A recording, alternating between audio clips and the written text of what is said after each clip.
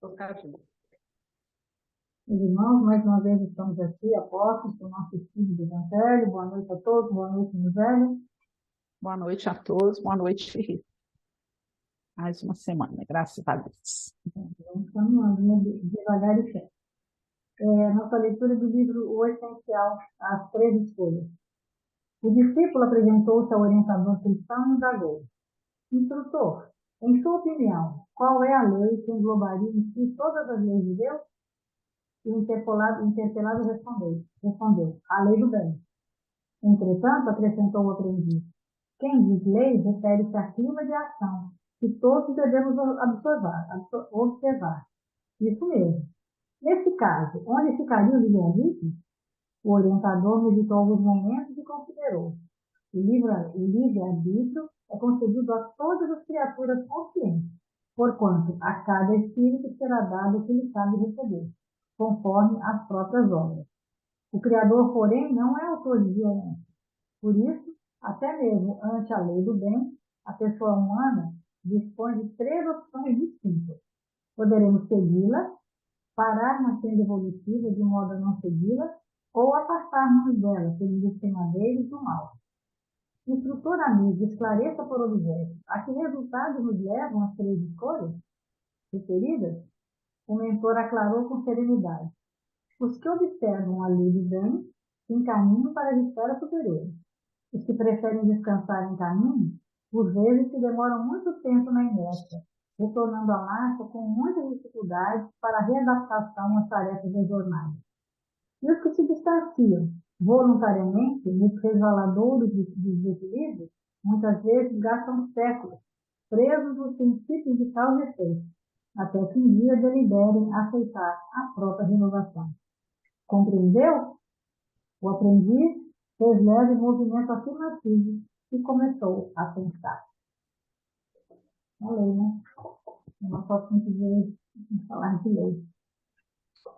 Então, nós estamos estudando, né, o livro de Mateus, o Evangelho de Mateus, estamos no capítulo 14, e a gente está estudando aquela passagem que menciona o Herodes Antipas, que era o governador da Galileia, que estava sempre muito relacionado à decapitação de João Batista, que era filho de Jesus, e também ao julgamento de Jesus, porque na ocasião do processo de crucificação de Cristo, Herodes estava lá com a sua corte em Jerusalém por ocasião das festas da Páscoa, né?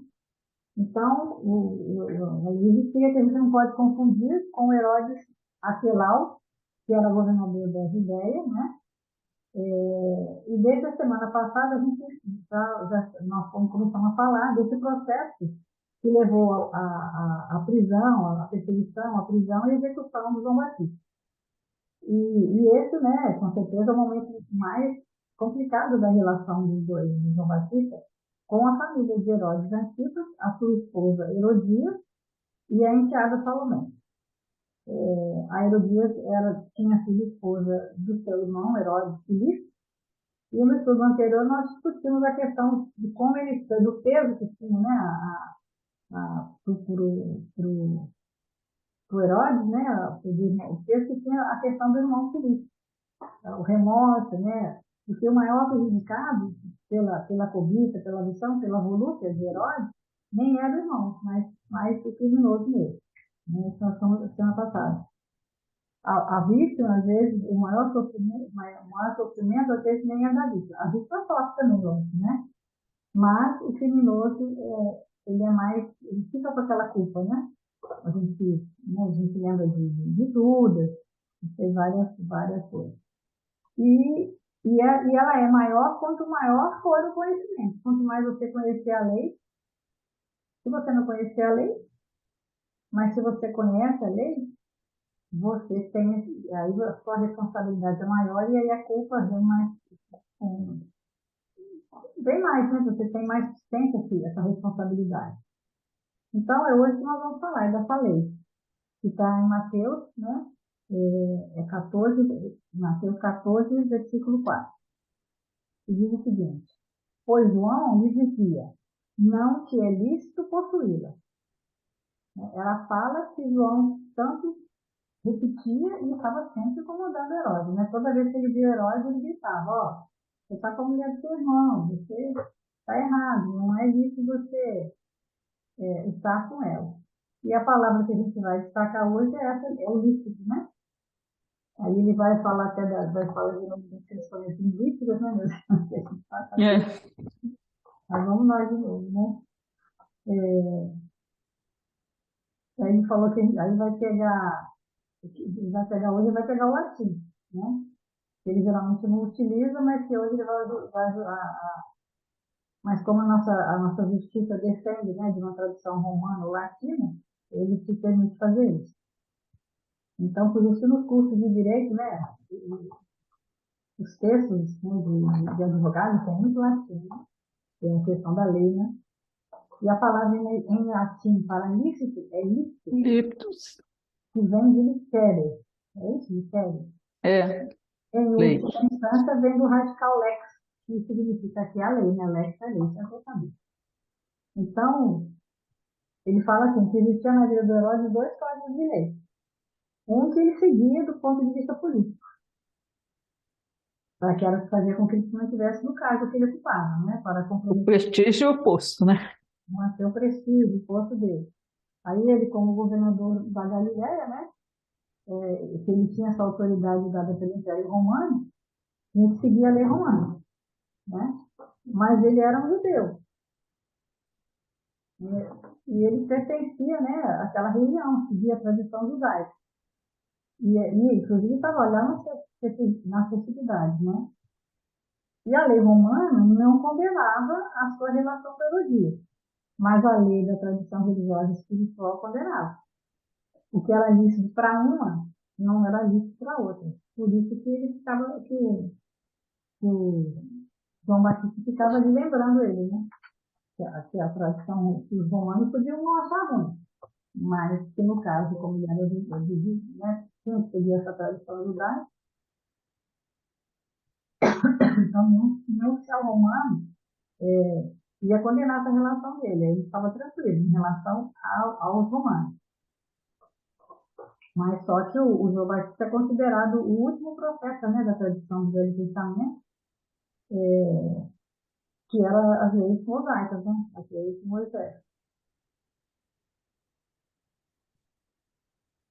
Então, essa E é tradição isso, né? Que, na realidade, assim, o que não era lícito para uma lei era para outra, né? E aí ele tinha essa problematização, né? Igual a gente tem hoje, né? Nem todo crime está previsto, né?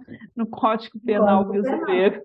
É uma coisa muito Não, a séria que a gente discussão tem. que existe em termos da legalidade, né, de o que é legal, do que é legal, as leis são interpretadas de acordo com, a, com o interesse, né, das pessoas, né? Então, E, e aí a gente tem bem nítido isso aí para hoje, né? Porque existe uma legislação humana e uma legislação divina. Qual que será que a gente segue? Qual delas seguia João Batista, né? Aí ele fala na época de João Batista ainda não tinha o Evangelho, já existia o Cristo, né? Mas a mensagem, que era uma mensagem viva do Evangelho, mas os livros mas os só livros ainda surgiram vêm após a depois, né? crucificação, né? Então, a que João Batista se referia quando falava com ele que não era lícito, né, possuí-la? Né? Onde que estava essa lei aí, né?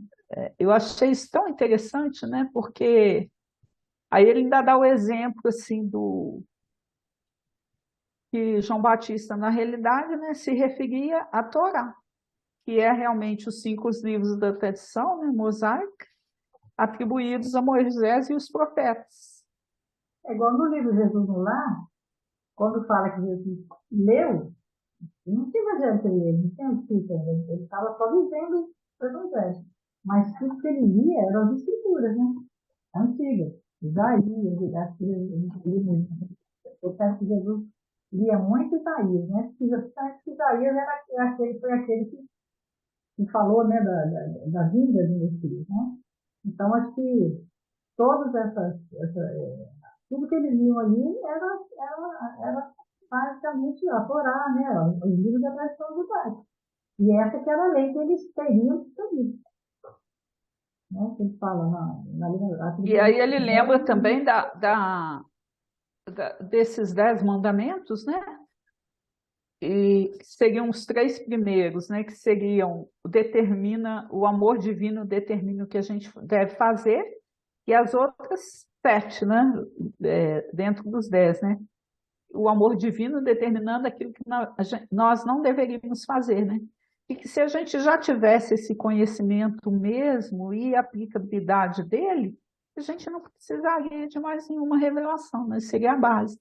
Aí eu achei interessante porque ele cita o exemplo do livro Paulo Estevão, né? De Estevão a Abigail, e é lindo, gente, quando o Estevão, ainda Gesiel, né?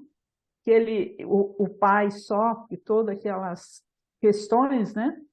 Lá e chega em casa revoltado e tudo, e ele tenta convencer o pai, né? Através da leitura de um texto sagrado lá, que ele deveria agir de maneira diferente, ele né? passava aquela, não fala mais Aquele nada, né? entendimento, né? Que era realmente a lei mosaica, já que eles tinham. E já eram espíritos altamente desenvolvidos.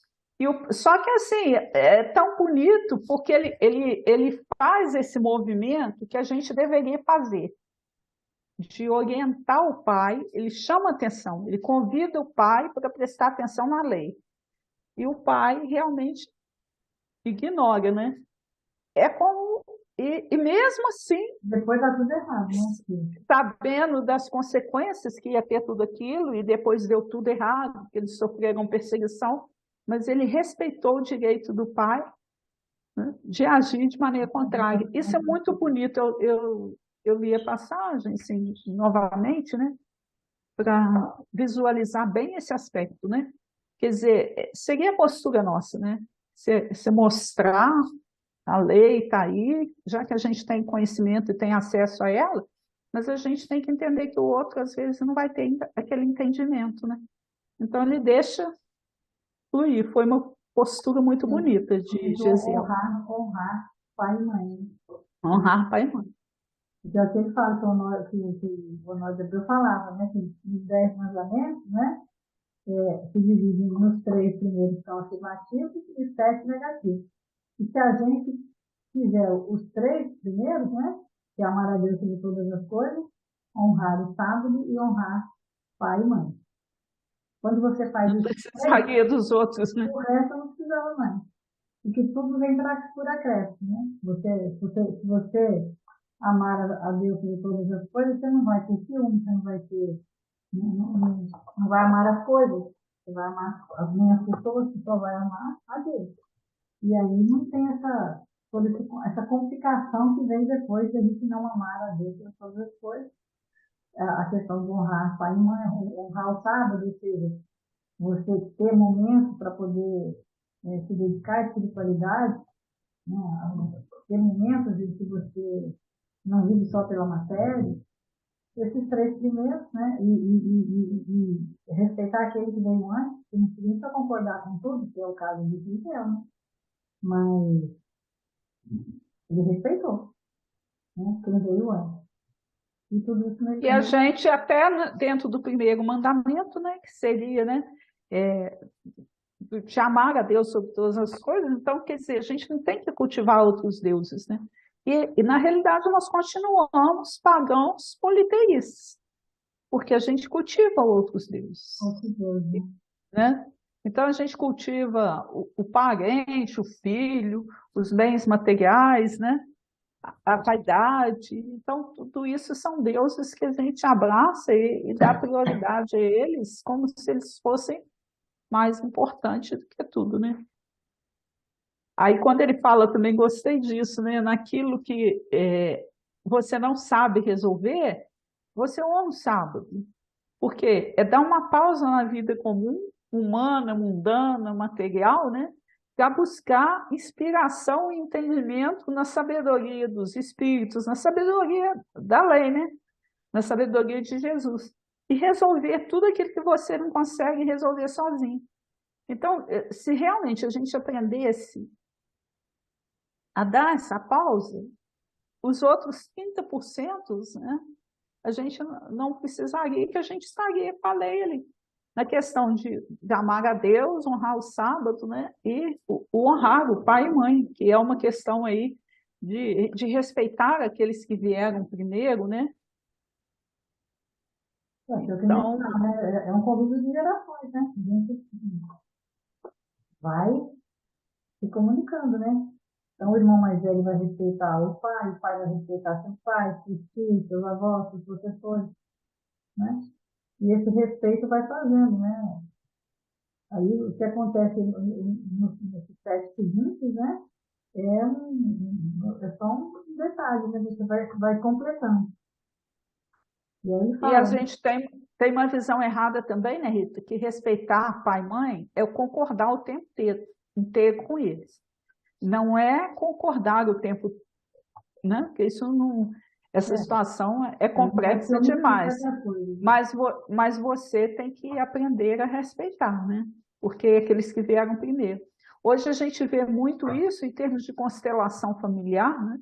Que eles trabalham muito essa questão mesmo. Aqueles que vieram antes, a gente tem que aprender a respeitar. Independente daquilo que eles foram ou fizeram, eles são a nossa base. É através deles que nós viemos. Então, é o nosso compromisso de honrá-los, né? É uma coisa muito profunda que a gente tem que ter. Porque eu vejo assim, muita questão de pai e mãe hoje em dia, a gente bota o tempo todo, né, a culpa dos nossos fracassos, dos nossos erros. Ah, porque meu pai não fez isso, minha mãe não foi desse jeito. Não é o que eles deixaram de fazer, é como você reage a isso. Então, É, é uma responsabilidade sua, né?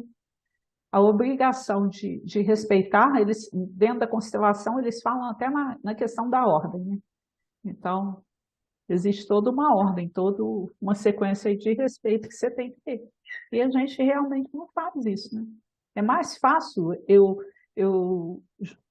estabelecer a culpa, né, dos meus erros aí você não tem que assumir nada, né? no outro. E aí ele fala Aí ele fala, qual que é o nosso desculpa, os aspectos recorrentes e como qual o maior fator de queda humana, né? Dinheiro, a riqueza, sexo e poder. os outros 7 mandamentos seriam só uns grifos do primeiro, né, mostrando para você onde que você cai, né? São aspectos recorrentes de queda da gente, né? O dinheiro, o sexo e o poder. Está presente, né? Em nossas relações estão presentes essas quedas nossas. E Aí a, ele vai lá para o. e a queda de herói, né?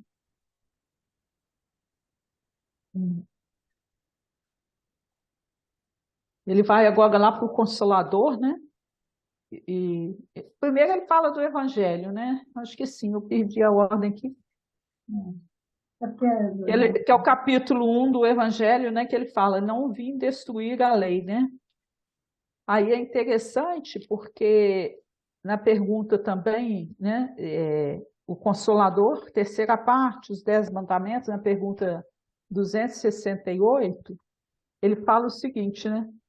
Os 10 mandamentos recebidos por Moisés no Sinai, base de toda a justiça até hoje no mundo, foram alterados pelas seitas religiosas? As seitas religiosas de todos os tempos, pela influenciação de seus sacerdotes, procuram modificar os textos sagrados. Então, todas as seitas, de uma maneira ou de outra, procuram modificar, né?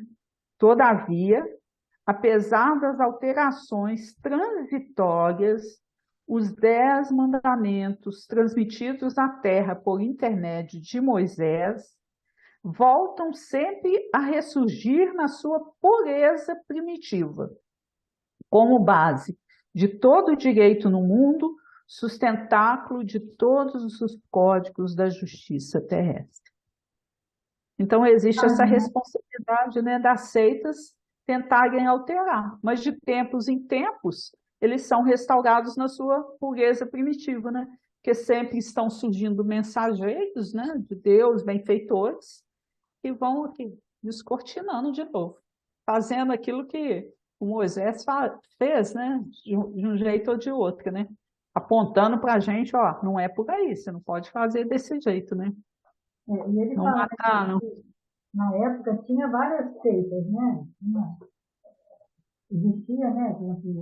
Existe a possibilidade do João Batista pertencer a essa seita dos espelhos, né? E acho que até falta alguma coisa de Jesus também, talvez tivesse estudado para ouvir alguma coisa, mas não tem prova, né? Mas o próprio judaísmo nunca foi muito homogêneo. Mas a gente está falando aqui, os 10 mandamentos sempre voltam. Pode mudar, pode fazer alguma alteração, mas então, algum tipo de interpretação, mas né, pergunta, né, no caso do nosso versículo, é muito claro, né? É lícito, não é lícito, né? E então é quem responde à consciência, né? O tempo todo eles estão sendo relembrados.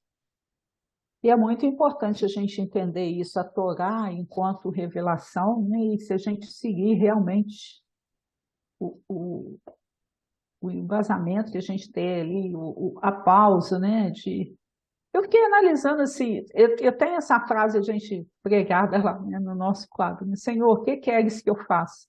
Porque se a gente realmente, olha só, é um automatismo. Aí eu falo, eu penso na frase, mas acontece assim que eu não tenho a disciplina necessária para ouvir a resposta, sabe?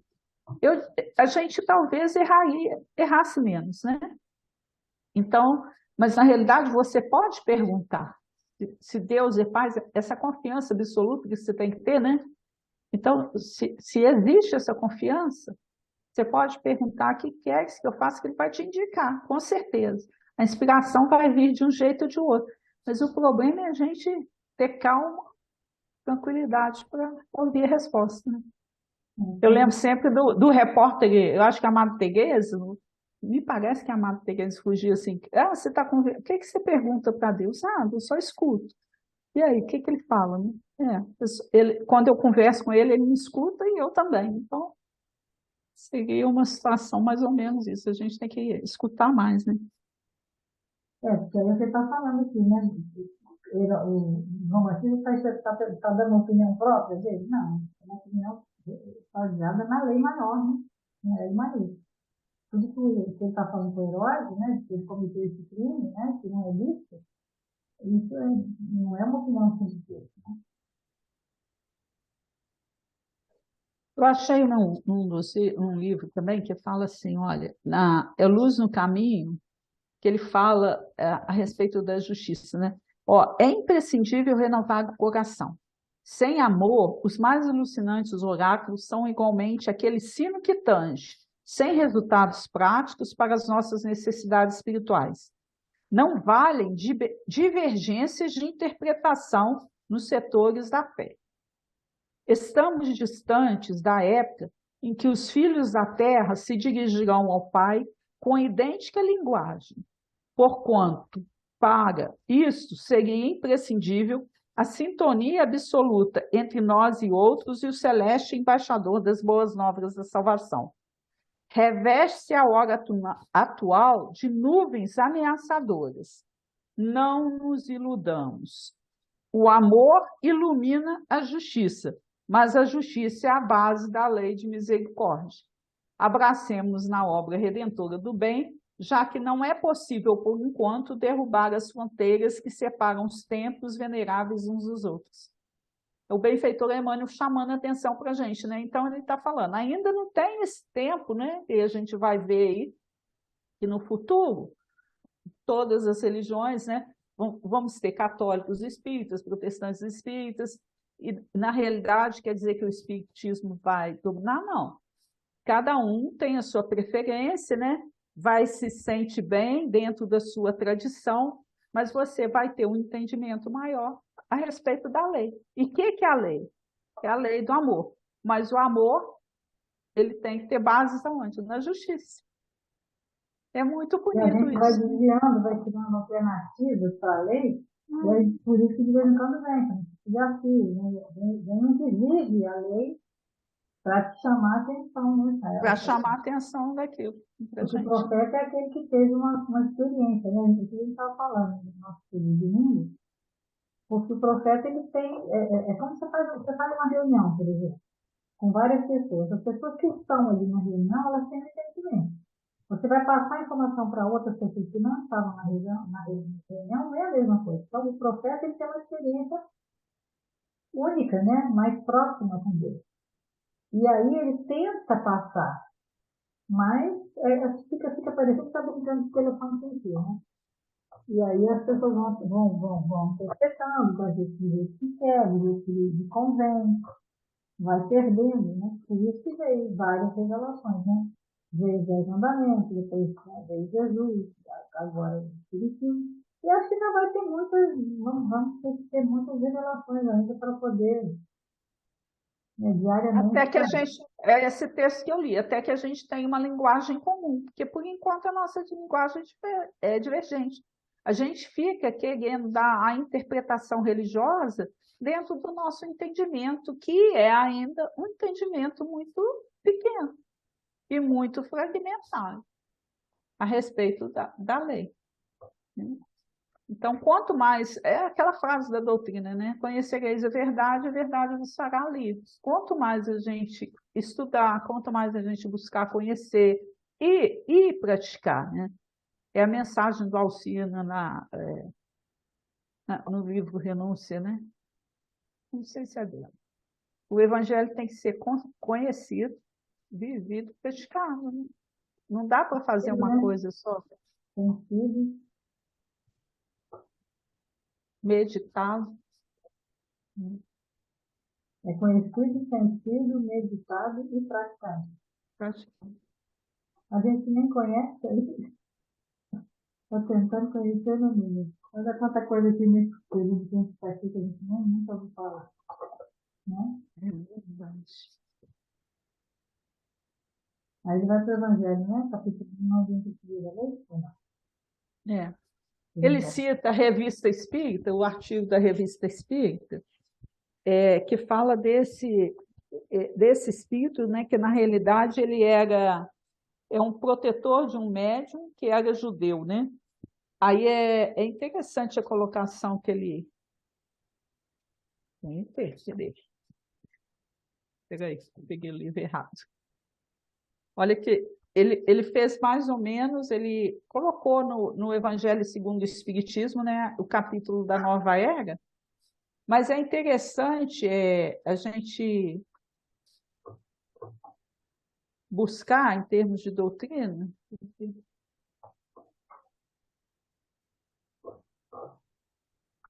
eu marquei, aqui, o título no livro dos Espíritos, na Revista Espírita, é a Revista Espírita de março de 1861, né? É Comunicação pelo Senhor, e é esse espírito israelita, né?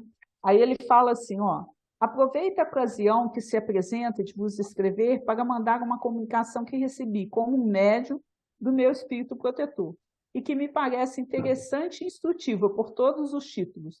Se assim a julgasse, eu vos autorizo a fazer dela o uso que julgardes mais útil. Eis qual foi o princípio. Inicialmente, devo dizer-lhes que profeto o culto israelita, e naturalmente sou levado às ideias religiosas em que fui educado.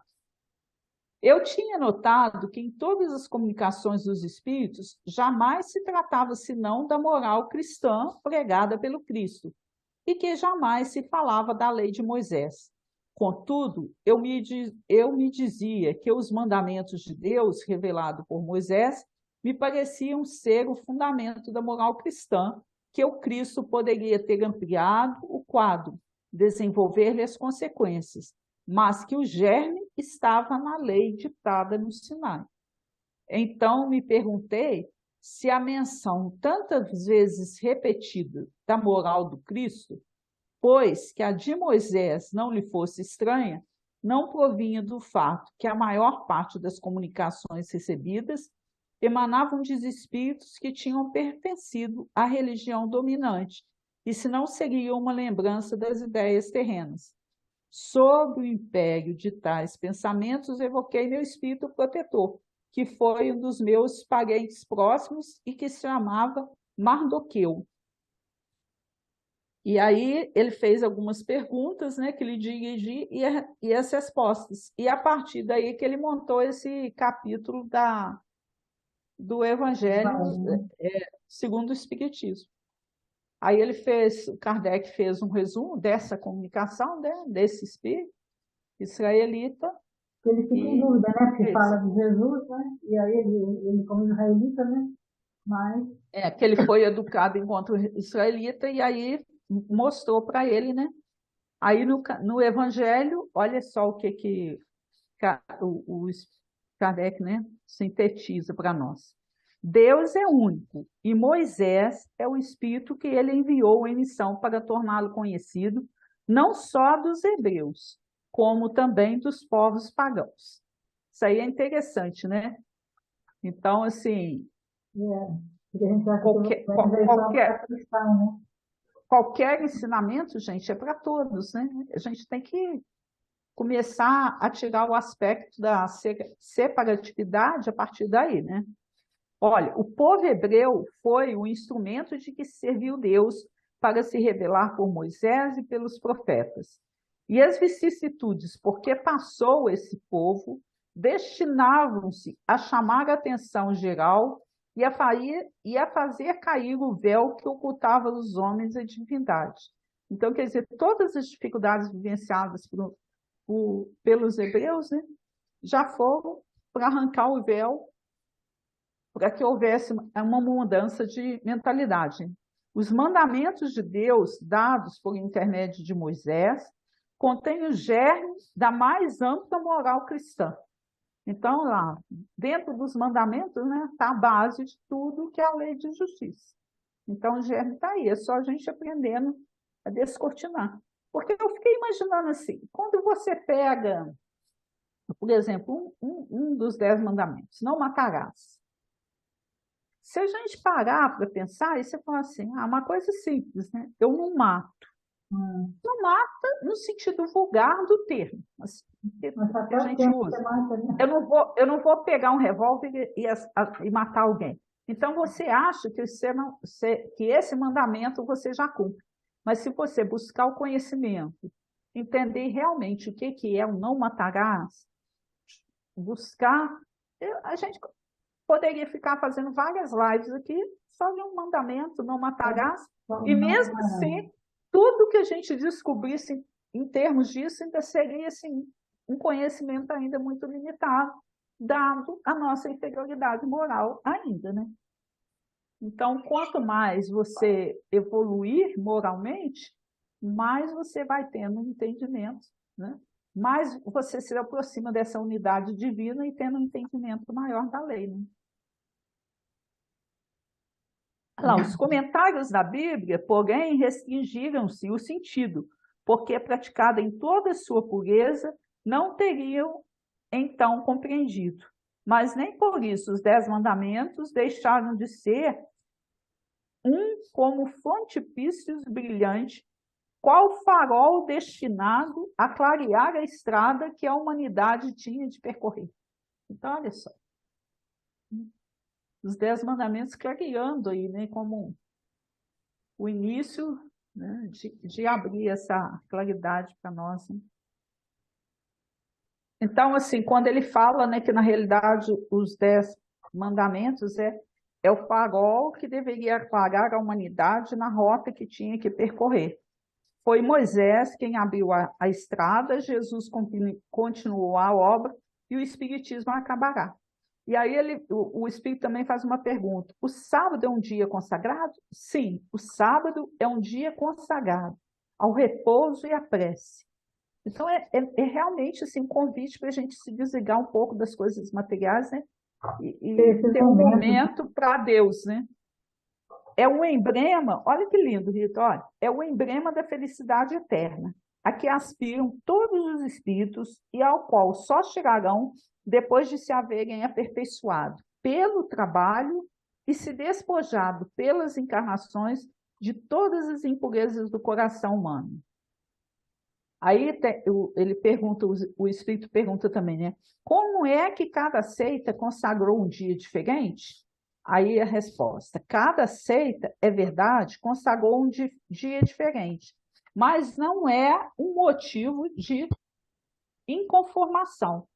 Deus aceita as preces e as formas de cada religião, desde que os atos correspondam aos ensinos.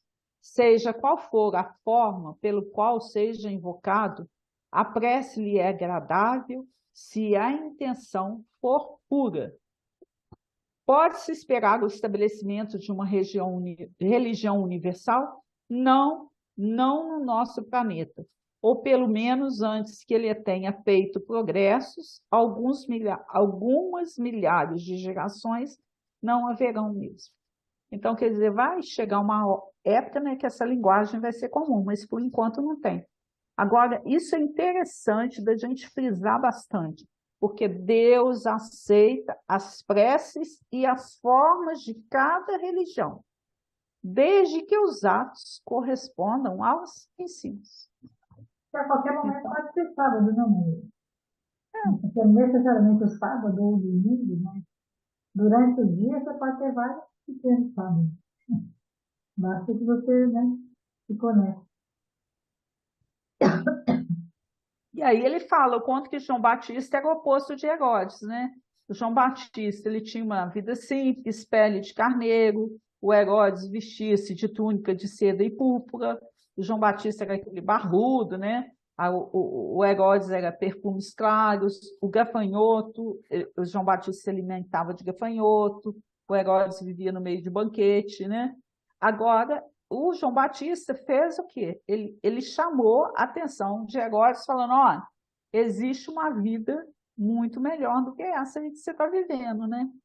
Então, ele lançou esses germes da mais alta moral cristã, que é realmente a gente ter uma vida mais consagrada ao ideal divino, né? E Jesus resumindo esses 3 mandamentos em 2, né? Ele tornou os mandamentos irresistíveis, né? Amar a Deus sobre todas as coisas e ao próximo como a ti mesmo. E aí ele acrescenta, né? Como eu vos amei, né? Então, a maior parte das pessoas, né? Ainda não tem noção da lei, né? Nem acha, né? Nem se preocupa com ela, não quer saber. Vive a vida como se não existisse nada além, né? E às vezes a gente tem que entender, é o grande equívoco nosso, né? Quando Gesiel fez esse trabalho com o pai, no Paulo Estevam, que é o jeito que a gente precisa agir, entender que cada um de nós está num estágio evolutivo. Então, é aquele exemplo que você deu na segunda lá que falou, quando você vai lá no presídio, o que você tem que mostrar? Você não vai ficar falando de Deus, misericórdia. Não, é não matar e não roubar. Tem que ser objetivo. Ele está ali, É o que ele ele, dá, tá, é o que ele dá conta. Não adianta você ele falar. dá conta de ouvir só aquilo, né? E outra coisa também, a gente tem que entender que, né, a gente acha que a gente está certo. Não é como nós que vacila, que a gente já acha errado. O outro acha que ainda está certo. E a gente tem que respeitar isso mesmo. Vai chegar um dia, então o sofrimento do povo hebreu fez com que ele enxergasse a vida de uma maneira diferente. Assim também vai ser para nós. De um jeito ou de outro, nós vamos chegar lá, né? E a evolução é espiral. Então, eles vieram antes, eles estão com a mão estendida assim, ó, para sobe mais um degrau aí, estou te aguardando, né? É assim que a gente estender a mão, cada um estendendo a mão para o outro inteiro, né? Que chama, né?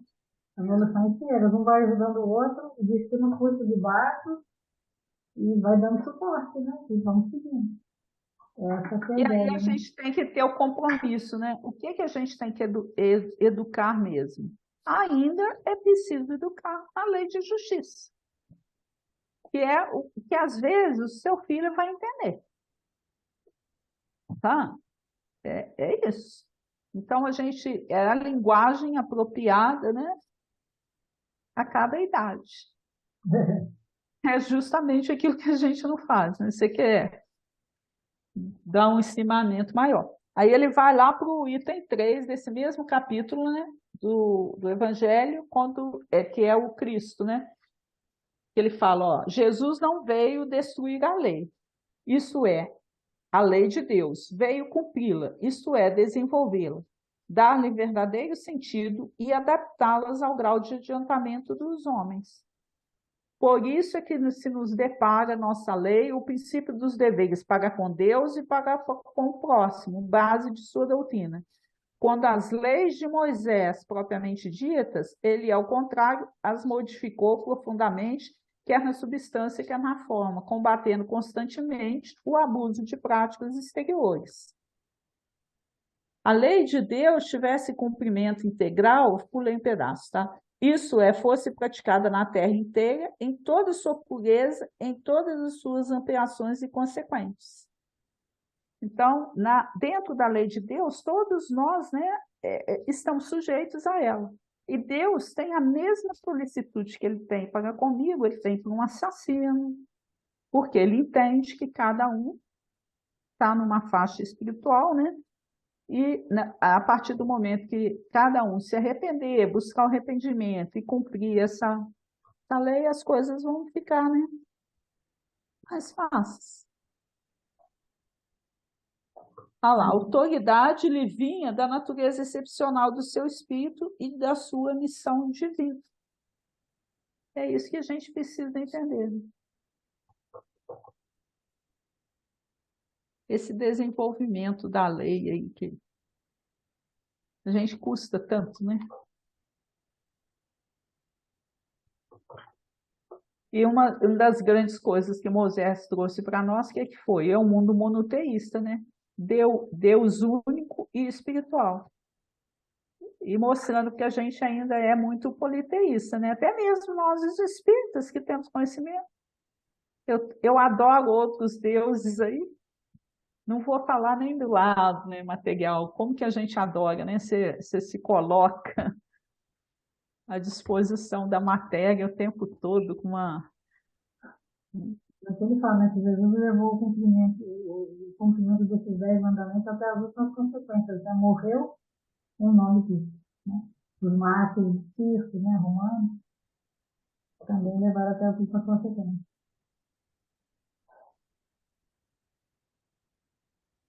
Esses 10 mandamentos é solicitude de Deus para conosco, né?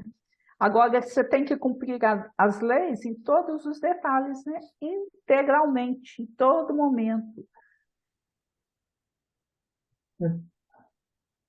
É isso que João Batista incomodava a Herodes, porque ele, o tempo todo, ele estava cutucando, ó, você precisa, né? Aquela lei, né? Que é a lei de Deus. E aí, como ele fala, né, que até, aí ele dá a explicação, né, quando ele fala que até o último iota, né, que na realidade acho que a menor letrinha, né, do alfabeto hebraico, que lembra um apóstrofo, né, é um pequenininho. Então, o que ele fala? Né, que o céu e a terra não passarão sem que tudo seja cumprido até o último. Qualquer detalhezinho, só quando todos os detalhes forem cumpridos, é que vai ser cumprida a lei, né? E ele fala, sendo filhos de Deus todos os homens, todos são, então nenhuma são objeto da mesma solicitude. Lá no Vinha de Luz tem um capítulo que chama Verdade, que fala assim, ó, o benfeitor Emmanuel nos diz o seguinte: diante de cada discípulo no reino individual, Jesus é a verdade sublime e reveladora. Todo aquele que lhe descobre a luz bendita, absorve-lhe os raios celestes transformadores e começa a observar a experiência sobre outros prismas, elege mais altos padrões de luta, descortina metas santificantes e identifica-se com horizontes mais largos. O reino do próprio coração passa a gravitar ao redor do novo centro vital glorioso e eterno. Então, quando assim, a gente vai desvencilhando a lei, né, você passa a gravitar em outro nível vibratório. E aí você vai tendo um entendimento maior, né? E é tudo transformação, né? Você conseguir pegar suas emoções, entendê-las, por que que eu estou sentindo isso, como que eu posso fazer para manter essa emoção no nível de equilíbrio, né? Que vai trazer para mim paz, tranquilidade. É o grande caminho aí E que a dentro gente tem. desses estudos, né, você vai colocando sempre, né, numa posição de quem você seria nessa questão, né? O que você está fazendo, né? Qual que é o seu papel dentro disso tudo, né? Hum. Aqui no livro Cerca de Luz tem capítulo 16, assuntos de liberdade. Jesus unicamente obedeceu às leis divinas, fazendo o melhor da própria vida e do tempo de que dispõe em benefício de todos. Terá tido lutas e conflitos no âmbito pessoal das próprias atividades. Afeições incompreensíveis, companheiros frágeis, adversários e perseguidores não lhe faltaram. Nada disso, porém, pelo voltar-se contra a hierarquia ou contra a segurança da vida comunitária. Por fim, a aceitação da cruz lhe assinalou a obediência suprema às leis de Deus. Pensa nisso e compreendamos que o Cristo nos ensinou o caminho da libertação de nós mesmos. Dever observado, cumprido, nega o nosso direito de agir com independência. Não existe liberdade e respeito sem obrigação e resultado. Meditemos na lição para não cairmos de novo sob o antigo e pesado jugo de nossas próprias paixões. Né? Aquela questão, né, de Jesus falar meu jugo é leve. Mas a gente acha que o dele é pesado, né? Verdade. O benfeitor Emmanuel também, no livro Luz no Caminho, né? O nome do capítulo é a própria mensagem de Emmanuel. Ele fala assim, olha, as leis universais não foram criadas inutilmente. Então, olha a grande lei, né? Universal, os 10 mandamentos aí, eles não foram criados, né? Recebemos o ministério da luz espiritual e não podemos esquecer que se milhões de irmãos nossos podem recorrer à palavra direito nos círculos do mundo, a nós todos cabe com Jesus o dever simplesmente, o dever de servir em seu nome, sem exigências. Se o Senhor nos conferiu olhos para o deslumbramento e ouvidos para a harmonia, deu-nos igualmente o coração para sentir, as mãos para agir e a mente para descortinar, obedecer e orientar. Eu achei essa página muito bonita também, né? Porque a gente acha assim, tem lá 10 mandamentos. Você fala, você pensa nisso com descaso, então eles estão aí para nortear a nossa vida.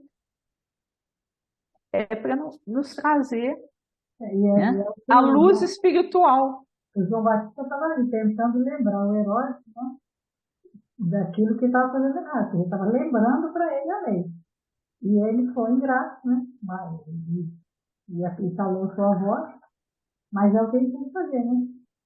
Lembrar alguém desse cumprimento da lei, fazer isso, não somente com palavras, né? Você falou aí, né? Com a vivência concreta da lei. Isso que é uma caridade, né? Você viver a lei. Aqui tem um texto aqui, ó, da Cerca de Luz também. Lei e vida. Não matarás, diz a lei. O texto não se refere, porém, unicamente à vida do semelhante. Não frustrarás a tarefa dos outros, que a suponhas inadequada, dizer que toda tarefa promove quem a executa, sempre que nobremente cumprida. Não dilapidarás a esperança de ninguém, porquanto a felicidade, no fundo, não é a mesma na experiência de cada um. Não destruirás a coragem daqueles que sonham ou trabalham em teu caminho, considerando que de criatura para criatura difere e afasta de ele. Não aniquilarás com inutilidade o tempo de teus irmãos, que toda hora é agente sagrado nos valores da criação. Não extinguirás a afeição na alma alheia, porquanto ignoramos todos nós com que instrumento de amor a sabedoria divina pretende mover os corações que nos partilham amar. Não examinarás a fé no espírito dos companheiros que renteiam contigo, observando que as estradas para Deus obedecem escrituras e direções que variam ao infinito. Reflitamos o bem do próximo, respeitando-lhe a forma e a vida. A lei não traça especificações ou condições dentro do assunto. Efeitua simplesmente, não matará. Então, quando a gente fala não matará, a gente vai ter falado, né? Não só tirar a vida. Muitas vezes a gente tira a oportunidade, que eles tenham, ali fala do tempo, né? Tem mais alguma coisa? Aqui eu estava olhando aqui, também no livro Entre Mãos da Terra, no capítulo na difusão do Espiritismo, né? Ninguém alcançará a suspirada vitória sem a vontade de aprender e a disposição de trabalhar. Então, é aquilo, né? Por enquanto, a O gente conhecimento, né? não tem uma linguagem comum. A gente ainda está num estágio evolutivo que a gente não tem essa linguagem comum. Mas dentro disso, a gente quer ser um vitorioso, então nós vamos ter, pelo menos, né, a vontade de aprender sempre. Porque todas as vezes que eu entro em contato com o outro, existe uma possibilidade, alguma coisa eu vou aprender com ele. Então, isso aí é fundamental. Eu não convivo com o outro, eu vou aprendendo as questões da vida e tornando essa linguagem universal, né? E a disposição de trabalhar. E você vai ter sempre essa disposição de fazer o bem, de trabalhar. Em qualquer lugar que você for, tem um convite para que você abrace o trabalho. E é a partir dele que você vai se desenvolvendo. Então, é fácil? Não, mas não é impossível, né? Quantos espíritos, quando eu fico vendo assim, essa questão desses mensageiros, né, que vieram, Francisco de Assis, Madre Teresa e tantos outros, às vezes são espíritos que vão passar pelo mundo sem terem seus nomes conhecidos, mas com seu trabalho no bem, com a disposição de servir, estão ali nos sustentando, né, vibracionalmente e fazendo o trabalho que lhes compete, né? E vivendo a lei em silêncio. Sem fazer barulho, né? Sem fazer muito trabalhar. Sem barulho, sem nada. Olha lá, ó, o conhecimento da verdade é dado àquele que vive na força da fé e domina o eu pessoal e as impressões dos sentidos. Mas o ignorante e o descrente não podem achar nem o começo do caminho que a paz conduz. Sem fé não é possível felicidade e paz, nem neste mundo, nem em outro. Então, quer dizer, a gente tem que tentar aprender para sair dessa ignorância, né, para a gente começar a enxergar o iniciozinho do caminho, né, da luz, está aí, à disposição. Mas esse esforço a gente tem que querer fazer. É uma opção de cada um. Se a gente não quiser, não tem ninguém que vai fazer por nós, né? É individual, né? Individual. Aqui, olha, os inexperientes que principiam a estudar a verdade costumam designar o conhecimento e as obras ou a abstenção da ação e a prática da retação como duas coisas diferentes. Mas os sábios as reconhecem como uma coisa só, pois quem tem o conhecimento há de ter também as obras, e quem tem as obras terá igualmente conhecimento. Bonito, né? Que a gente tem mania de achar que uma coisa é separada da outra. Não, mas se eu busco o conhecimento me faz fazer obras. E se eu faço obras, eu melhoro cada vez mais o meu conhecimento, eu me aprimoro nisso. Então, essa coisa é muito bonita. A gente não pode... Esse aspecto da separatividade, que a gente acha que pode construir as coisas sozinho, ou que as coisas estão separadas, né? Isso aí é uma coisa de quem não estuda, quem não busca, né? De descrença total. Tudo está em tudo, né? e de conhecimento. Vamos encerrar? Tá na hora. Escolhi uma do... Deixa eu ver aqui. Deixa que o papelzinho fechou. Aos discípulos de Jesus é uma poesia do Amaral Ornelas. Discípulo do Mestre, alço pendão da crença. Traze à noite da vida a sacrossanta esmola, da paz que balsamiza, auxilia e consola, expressando no mundo a divina presença. Perdoa a incompreensão e esquece a dor da ofensa. A luta sobre a terra é a nossa grande escola. Conduze à luz do bem, onde a treva se isola. Ama, trabalha e serve, alheio à recompensa. Embora sobre a cruz, seja o amor teu exemplo. A força de teu culto é o grande altar do templo, em que o teu coração se expanda, sirva e brade.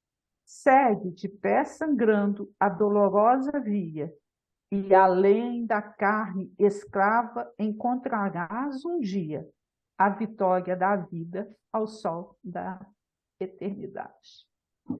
Uma semana de muita paz para todos nós, que Jesus continue presente aí, nos impulsionando, né? A querer aprender cada vez mais. Com certeza. Até semana.